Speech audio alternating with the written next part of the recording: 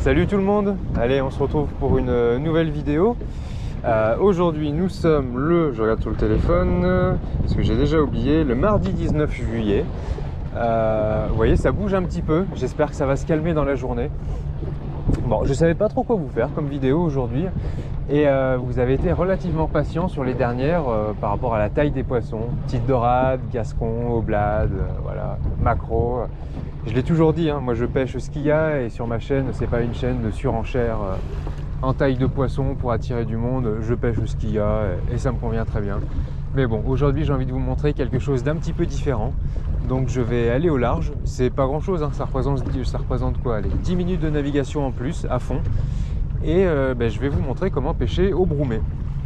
Alors le broumet, moi je suis pêcheur très occasionnel, c'est pas trop mon style de pêche, donc les pros vont sûrement rigoler en voyant ma vidéo. Les personnes qui débutent comme moi, peut-être s'en inspireront, et ceux qui connaissent pas du tout, je vais leur faire découvrir. Alors pour objectif, j'aimerais pas le thon, c'est pas du thon que je cherche, j'ai pas envie de faire du thon, me taper un 80 kg broumet là tout seul. J'ai envie de faire du requin, donc je vais pêcher en surface, j'aimerais bien vous faire un beau requin. Donc ça serait le premier objectif. Le second, ça serait éventuellement d'apercevoir du thon et d'en piquer un, mais avec la canne souhaitée. J'y crois pas trop, ça m'étonnerait qu'on les voit en surface. Et le Graal, j'aimerais voir ma première chasse de péla de l'année, péla, tonine, peu importe, et en piquer une. Voilà, c'est un petit peu tôt dans la saison, mais j'aimerais bien. 3 objectifs du jour. Je pense qu'il y en a bien un de réalisable, c'est le broumet, aller piquer quelque chose.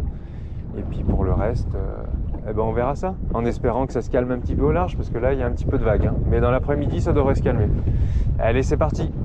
Ça y est, me voilà arrivé sur zone, je suis à 6000. Regardez comme c'est calme. Il y a un léger petit vent qui est franchement pas désagréable, sachant que les ressentis annoncés aujourd'hui vont passer les 45 degrés. Donc seul sur mon bateau en mer, autant vous dire que je vais pas avoir froid. J'ai pris quelques litres d'eau, ma tenue anti-UV, mon chapeau, et on va voir ce que ça donne. Je profite, là il reste encore peut-être 1 heure ou 2 de température agréable. Là il est 7 heures. Après ça va être plus compliqué. Bon, je vais mettre mon broumet en place. Bon, tu nous parles de broumet, mais le broumet c'est quoi? Le broumet c'est tout simplement faire monter le poisson sur son appât, en l'appâtant. En fait, on appâte avec de la sardine, on jette de la sardine de façon régulière pour créer un chemin visuel et olfactif. Et le thon, le requin, les poissons vont remonter ce chemin. Donc au niveau de l'hameçon, vous l'avez compris, c'est pas du petit hameçon, hein, c'est du gros hameçon, Top Game. Je crois que c'est la marque, elle est vraiment très bien celle-là, ils sont très costauds. Les hameçons sont pas donnés, mais bon, en général il y a un petit truc en plus ici qui permet en fait de mettre dans le nez du vif, et en fait le vif est pas du tout piqué et il se balade avec l'hameçon comme ça devant lui. Bon, moi je vais pêcher la sardine, donc j'ai dégagé ce petit truc qu'il y avait derrière. Je vais quand même vous montrer les sardines avant, vous l'aurez compris, aujourd'hui on n'est pas là pour rigoler. Donc là j'ai 10 kg de sardines, ça s'achète comme ça, c'est conditionné par 10 kg, on trouve ça en magasin de pêche, c'est surgelé. Pour donner une idée, on est entre 25 et 30 € selon le magasin de pêche. Voilà, donc après une session, on a bien les mains qui puent. Allez, c'est parti, je vais essayer de ne pas me mettre trop face au soleil. Donc ma sardine, elle y est, hein. Elle est enfilée, elle est à peine décongelée. Donc elle s'en va. Hop, on ouvre. Toujours faire attention aux doigts. Vous voyez, j'ai à peine les doigts posés dessus. On n'est jamais à l'abri que quelque chose vienne prendre direct en dessous. Donc là, je déroule simplement en fait 10 mètres de fluorocarbone. Donc là, moi, j'utilise le même que pour les chasses de thon, du Varivas 80 livres. Je crois que c'est 78 centièmes, un truc comme ça. Donc là, 10 mètres pour la discrétion. On arrive au bout. Et voilà, j'ai mes 10 mètres dans l'eau. J'ai mes 10 mètres. Ensuite, maintenant, ce qu'on va faire, c'est qu'on va faire descendre ce montage à la profondeur souhaitée. Alors pour ça, on utilise un élastique. Donc, on passe une première fois l'élastique dans la boucle du plomb. Là, ce que je vous montre, c'est le montage broumet. C'est-à-dire que moi, aujourd'hui, j'ai envie de pêcher le requin, parce que je ne suis pas spécialement intéressé par le thon de cette façon. Mais c'est le même montage que pour le thon, hein. Donc on n'est pas à l'abri d'un départ de thon. Hop, et vous voyez ici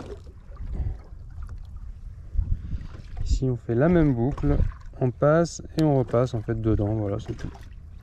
C'est pas très compliqué. Tac, moi je me mets ici juste avant la butée du raccord fluoro tresse. Comme ça, il ne peut pas glisser. Voilà. Maintenant, je descends mon montage à la profondeur souhaitée. Alors là, j'ai mis 80 grammes parce que je ne veux pas me mettre profond comme je ne cherche pas le thon. Sinon, j'ai jusqu'à 200 grammes. Et il n'y a pas de dérive en fait. C'est aussi surtout pour ça. Donc là, j'ai mes couleurs.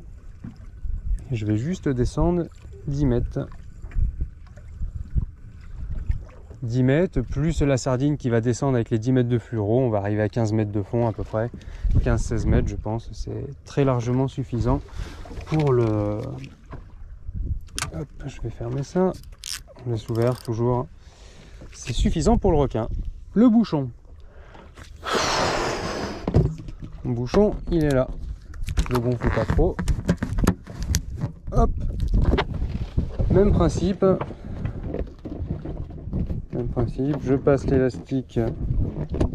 Bon, c'est pas évident de vous montrer en même temps, hein, parce qu'il faut que je me cale en même temps en face de la caméra. Voilà. La première partie est attachée et je fais la même chose. Et je me suis planté. D'habitude, je commence plutôt par le fil. Ça évite d'avoir à passer comme ça autour du ballon. Mais bon, c'est pas très gênant, c'est pas la mort non plus. Allez, le bouchon, il est en place. Et maintenant, j'éloigne un petit peu la canne du bateau. Ah, c'est dommage, j'ai vraiment le soleil de face. Vous ne devez pas voir beaucoup, mais bon, je pense que vous voyez l'essentiel. De toute façon, on reviendra sur les différentes techniques, à mon avis, au long de la session. Là, je ne vais pas aller trop loin. Les requins, il n'y a pas besoin de se mettre à 50 mètres. Hein. Je vais me mettre à une vingtaine de mètres du bateau. Donc, je laisse sortir deux couleurs, une fois de plus, les couleurs de la tresse. Hein. C'est super pratique. Et toujours, encore plus quand on pêche seul, pensez sécurité. Moi, un poisson loupé, j'en ai strictement rien à faire. Par contre, la sécurité, c'est super important. Donc les doigts, les mettez pas, vous enroulez pas le fil. Hein. Là, ça peut partir. Hein. Bon, il y a peu de chance, mais on sait jamais. Hein. Donc, toujours, moi, il y a un truc qui part, là, je lâche. Hein. Le frein est ouvert, il n'y a aucun souci. Alors, j'ai pas pensé à en parler, mais attendez, j'en ai d'autres ici. Notamment avec en plus le petit truc qui permet d'accrocher dans le nez, donc vous allez le voir comme ça. Donc celui-là est plus petit. Vous voyez, c'est ça normalement. Avec ça, on accroche, tac, dans le nez du poisson qui est ici, et en fait il a ça devant lui et ça ne l'abîme pas. Ça, ce sont des hameçons, ce qu'on appelle circle, autoferrant. C'est aussi utilisé en plage, en surfcasting, pour piquer tout seul le poisson sur les coups de mer. Vous voyez, il repart un petit peu à l'intérieur. Et en fait, qu'est-ce qui va se passer? C'est que le poisson va avoir l'hameçon tout au fond de sa gueule. Et au lieu d'aller le piquer tout au fond, dans les branchies, enfin voilà, un décrochage super galère. C'est aussi très bien pour le no-kill. Il va glisser. Il va venir au bord de sa lèvre. Il va s'entourer autour. Et tac, il va le piquer en fait juste dans la lèvre, juste au bord. Donc c'est une décroche très simple du poisson, qui n'est pas abîmé parce qu'il est piqué dans la lèvre. Et puis bon, moi, même si ça casse, l'hameçon est juste dans la lèvre, il est fait pour tomber au bout d'un moment, il va s'oxyder, donc vraiment c'est top. Et puis vous avez vu, il revient à l'intérieur, le poisson en général, il se décroche pas. Voilà, ça c'est ce qu'on appelle des hameçons circle. Bon, ça fait une demi-heure que j'ai commencé, même quasi 40 minutes. Je continue à jeter mes sardines. Le bromé, c'est quelque chose de long. C'est comme ça, c'est pour ça que c'est pas forcément une pêche que j'affectionne, mais pour faire du thon, il y a d'autres solutions. C'est pour ça que je pêche sur chasse. Moi vraiment j'adore bouger, chercher, pister le poisson. C'est vraiment beaucoup plus mon plaisir, beaucoup plus comme ça que je vois la pêche au thon. Par contre le requin, on peut le faire que comme ça. Et aujourd'hui c'est un requin que j'ai envie de pêcher. Donc je me force un petit peu. Du bord, j'ai aucun problème avec les pêches d'attente. Hein. Je peux rester toute la journée à attendre et regarder ma canne. Par contre en bateau, j'aime bien profiter en fait de l'intérêt du bateau, c'est-à-dire bouger quoi. Bon, pour une météo, pour une mer à 0,1 toute la journée, sur les 4 météos que je regarde, et un vent à 5 km/h, ben, c'est pas trop ça. Alors j'espère que ça va passer et que ça sera pas plus que ça. Là je commence à dériver et c'est pas cool. J'ai choisi une journée parfaite justement pour pas avoir ce problème. Bon, ça s'arrange pas forcément le vent, c'est franchement pas cool. Des fois j'ai des sacrées vagues qui passent. Il y a 2 autres bateaux qui m'ont rejoint au Broumé, donc on est 3 sur la zone. Bon, eux sont ancrés, il n'y a que moi qui dérive. J'ai mis l'ancre flottante, donc la dérive est très correcte, hein, il n'y a pas de souci à ce niveau-là. En plus, on voit vraiment que l'axe de l'ancre, il est pile avec mon ballon là-bas. Donc je suis vraiment bien. C'est juste que j'aimerais qu'il y ait moins de vagues et moins de vent, quoi, que ça soit un petit peu plus calme, comme c'était prévu. Regardez, je vois même plus mon ballon au fond, tellement les vagues elles augmentent. Pas cool. En plus, ce vent il est très pénible, c'est le vent d'est. Il crée une houle très désagréable. Bon, je vous avais dit que me connaissant, si je voyais une chasse ou quelque chose, je lâchais tout. Donc du coup là je suis parti de mon Broumé. Il y a pas mal d'oiseaux qui plongent et à la distance où on est, je sais pas si c'est du thon ou si c'est autre chose. Donc j'ai préparé les 2 cannes. J'aimerais quand même voir quelque chose en surface. Ouais, non c'est petit, ça crépite, c'est petit. Alors j'espère qu'à cette distance, yes c'est petit. Qu'à cette distance c'est pas du macro.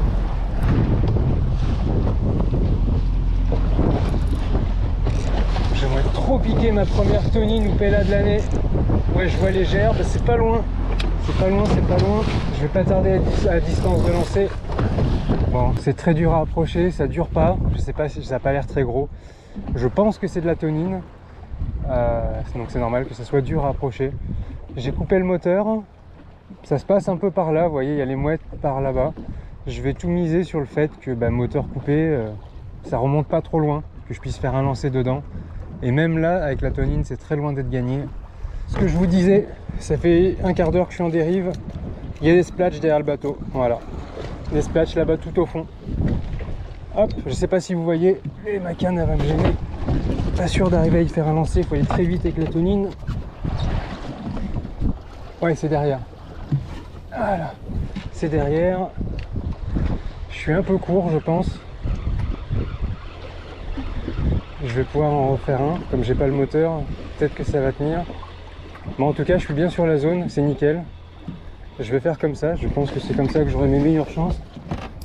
Ah, ça bouge, hein, c'est galère, c'est chiant, je peux pas me mettre debout comme je veux là. J'ai loupé mon premier lancer. Celui-là est beaucoup mieux, je suis carrément derrière ce que j'ai vu sauter. Hop, ça a pris en surface là-bas.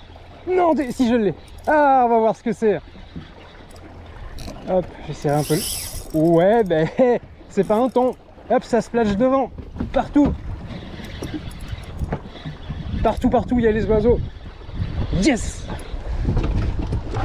Hop, je vais enlever ça. Voilà, j'y suis. Là, je m'amuse. Là, je m'amuse. Regardez les splashs devant. Partout.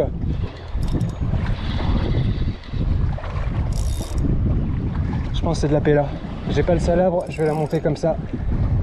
J'avais bien serré le fond au début, je savais pas trop ce que c'était. C'est ma petite canne. Oh, je teste ma nouvelle canne en plus. Regardez devant, ça saute partout. Ah, ça a payé de couper le moteur. Je suis au milieu de la chasse. J'ai failli tomber. Elle tire. Elle arrive. On va serrer un peu le fond. Ouh! Oh là là, le bouillon au fond là-bas, regardez. Hop là, je suis calé debout. Regardez tout au fond là-bas. Et voilà, le premier de l'année. Je vais préparer le salabre. La vache elle tire. Bon, la chasse est finie, je pensais pouvoir refaire un lancer rapide. J'ai pas eu le temps. Je l'ai mal piqué ou quoi? Alors je teste ma canne. J'ai monté le salabre entre temps. J'ai pas envie de faire Ouais, elle est mal piquée, je crois. Hop là. Oh, putain. Ok, Pella.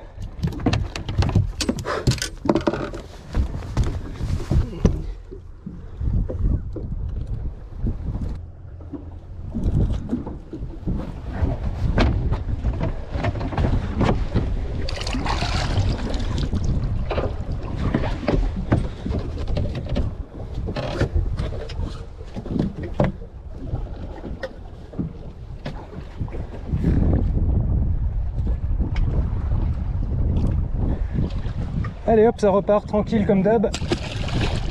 Hop là. Bon, mais vous voyez, ça a payé de lâcher le Broumet. Ça y est, je suis ma première Pella de l'année et c'est pas spécialement une petite. Hein.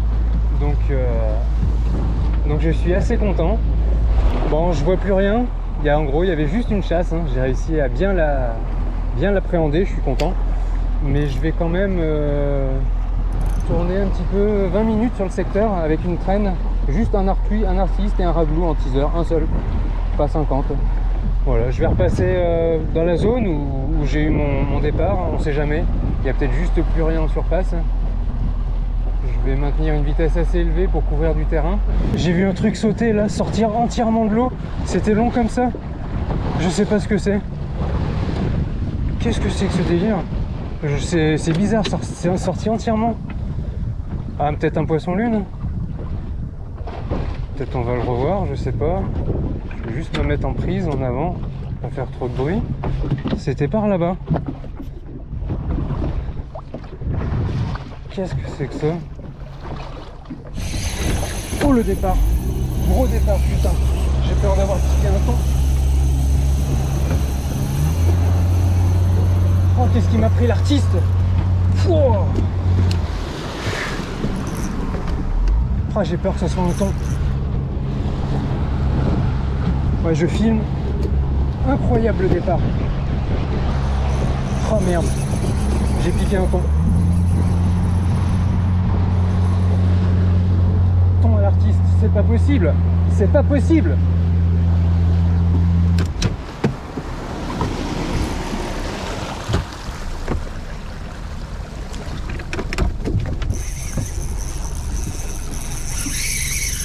C'est pas possible, putain. Ah ouais, non, mais il n'y a aucun doute, hein. Je vous le garantis. Il n'y a aucun doute sur le fiche. Mais non, quoi. Je le ramènerai jamais.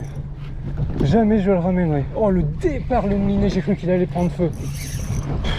Je vais serrer. Tant pis, hein. Et je vais encore perdre un artiste, c'est ça qui fait chier. Ah, décroché. Oh, si ça pouvait s'être décroché.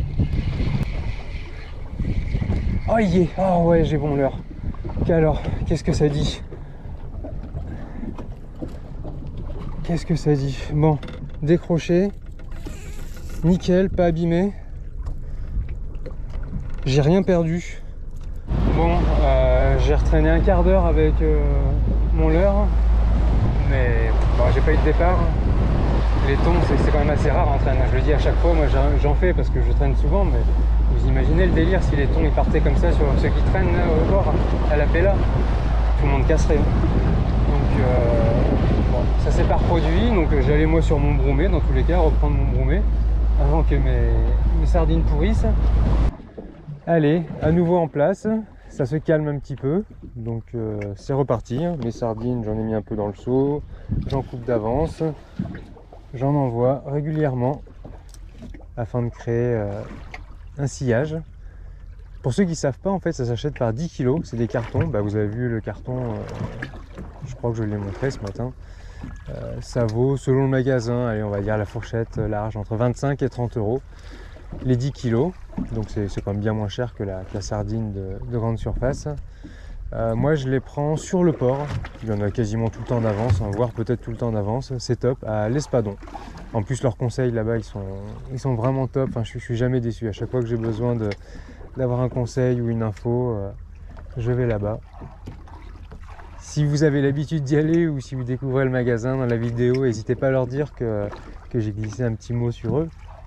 Ça leur fera plaisir, ils le méritent, moi aussi, hein, ça me fera plaisir en plus qu'ils le sachent. J'ai franchement rien à y gagner, alors là clairement, je vous le dis, vous le savez, mon matériel il est déjà acheté, il n'y en a pas de nouveau. Je suis pas un très bon client des magasins de pêche, hein, j'achète tout sur internet ou en Chine, moi à part les appâts, mais j'y vais pas souvent. Donc voilà, c'est juste voilà, une petite recommandation en toute amitié, donc n'hésitez pas à leur transmettre le message parce que à mon avis ils ne regardent pas mes vidéos. Allez, je continue. Pfiou, que c'est long. Le ressenti il est largement au-dessus des 40 hein, comme annoncé. Le vent comme vous pouvez le voir est quasiment tombé, mais bon c'est ce que je voulais, c'est beaucoup plus agréable en tout cas pour une pêche en dérive. C'est calme, très calme.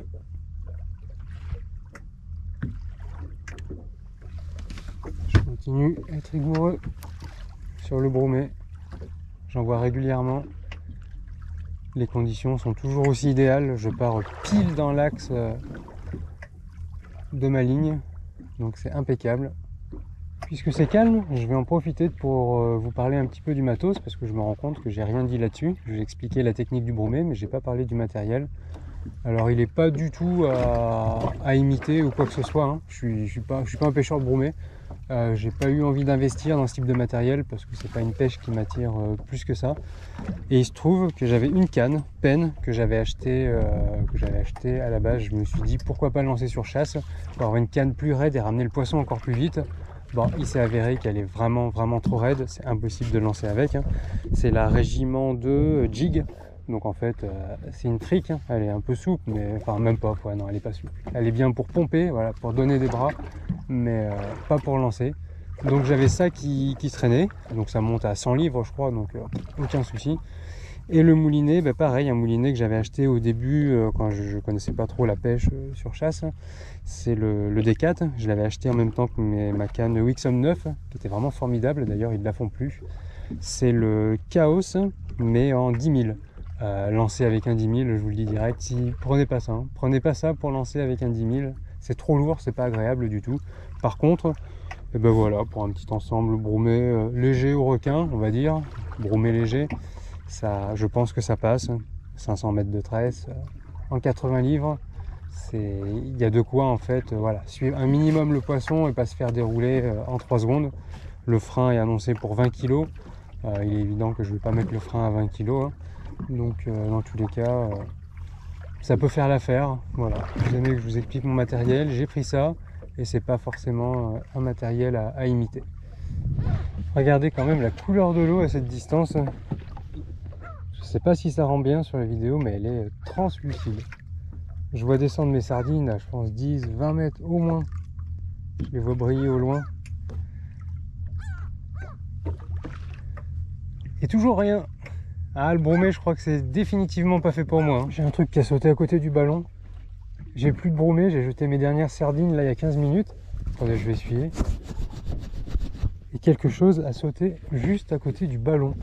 J'ai l'impression que j'ai quelque chose qui est en train de me grignoter mes sardines.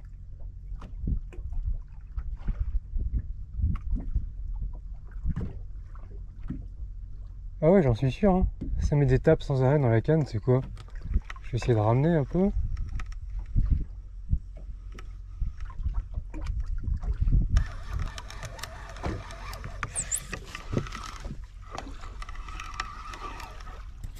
Je suis comme un dingue, je filmais pas. Je viens de remonter en fait et vous savez ce que c'est depuis tout à l'heure. Vous savez ce que c'est, ben vous le voyez. C'est lui que je sens.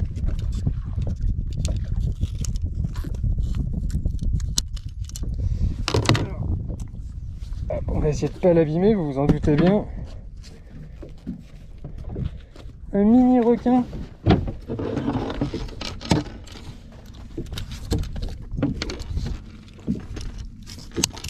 J'avais 2 sardines au bout. Franchement, est-ce qu'on peut dire que le deal il est rempli ou pas? Je suis trop heureux. Je prends juste une photo et je vous le relâche. Moi qui voulais pas un décrochage chiant.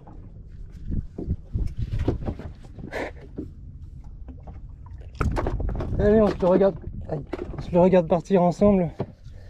Ça fait 1 heure qu'il est au bout, le pauvre. C'est lui que je sentais.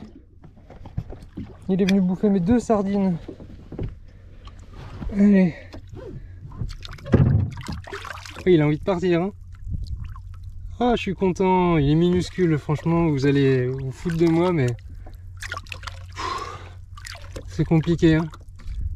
Allez.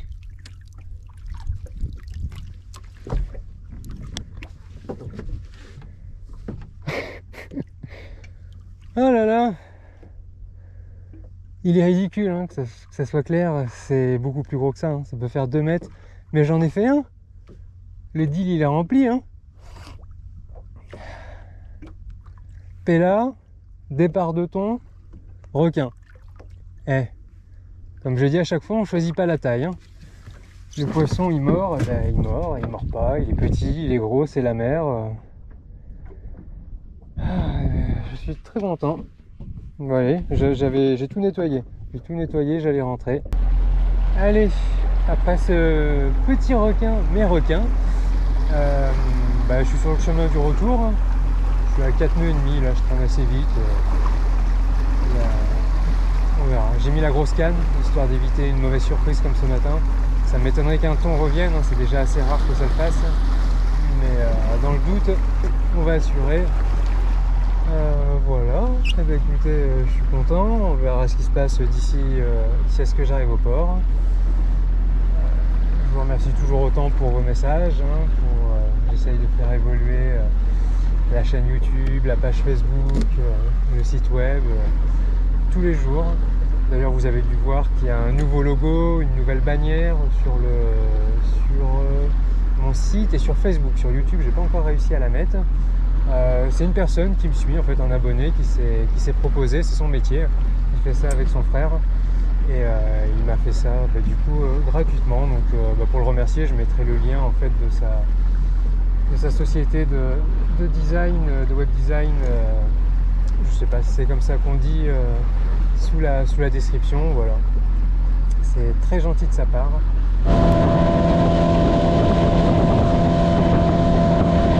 Allez, j'arrive au port. Incroyable comme l'eau est verte ici par rapport au large. Vous avez vu tout à l'heure comme c'était bleu. Et pourtant, on la voit, elle est translucide. Enfin, elle est verte, mais on voit le fond. Normalement, on voit jamais le fond. Des fois sur la plage, on voit pas le fond. Là, je suis dans 6 mètres. Je vois tous les détails. Elle est très claire au bord. Que dire sur cette sortie? Alors, écoutez, ce matin, je vous ai dit quoi? Je vous ai dit, aujourd'hui, je pêche au Broumet. J'aimerais faire un gros requin. J'aimerais peut-être apercevoir les thons. Et pourquoi pas une petite chasse qui éclate à droite à gauche. Pourquoi pas une bonite? Alors, on va dire que les 3 objectifs ont été remplis. Pas forcément dans le bon ordre, pas forcément avec les tailles de poissons recherchées. Le requin est petit, bien entendu, hein, il est très petit, mais je suis néanmoins content de l'avoir fait. Un requin, c'est un requin. Ça m'a permis en tout cas de vous montrer la technique du Broumet. Là par contre, la Péla, j'en suis vraiment très très content. Elle est loin d'être vilaine, c'est ma première de la saison et il n'y en a pas eu beaucoup de prises jusqu'ici. Ça reste vraiment très occasionnel. Alors là, avoir pu lancer sur chasse, c'est un véritable bonheur. Et puis le thon, hein. J'ai accroché un thon encore à l'artiste, donc on n'est pas à l'abri que j'aille me refaire une traîne avec la grosse canne à l'occasion sur le secteur. Bon, ça confirme une chose, le Broumet, c'est pas trop pour moi. L'attente est vraiment longue et encore ça a été, il n'y a pas eu beaucoup de chasse, mais il y aurait eu des chasses, jamais j'aurais tenu, c'est certain. J'aurais foncé dessus, j'aurais pas pu tenir. Quand je vois les Broumets l'été qui arrivent à tenir avec des chasses partout autour sans bouger, ça relève du miracle pour moi. Après, il faut aussi dire que ceux qui pêchent au Broumet, ils ont 2, 3, 4 cannes. J'ai croisé 2 bateaux qui avaient 4 cannes. Moi, j'avais une canne, donc forcément, ça divise par 4 les chances de faire du poisson. Au lieu de tester 4 profondeurs différentes, j'en teste qu'une. Donc, ça limite un petit peu. Bon, en tout cas, j'ai bien profité. Il a fait très chaud aujourd'hui. Le ressenti était au-dessus du 45. J'ai bu plusieurs bouteilles d'1,5 litre. Mais bon, c'est comme ça. Voilà, je suis très content. Allez, à la prochaine.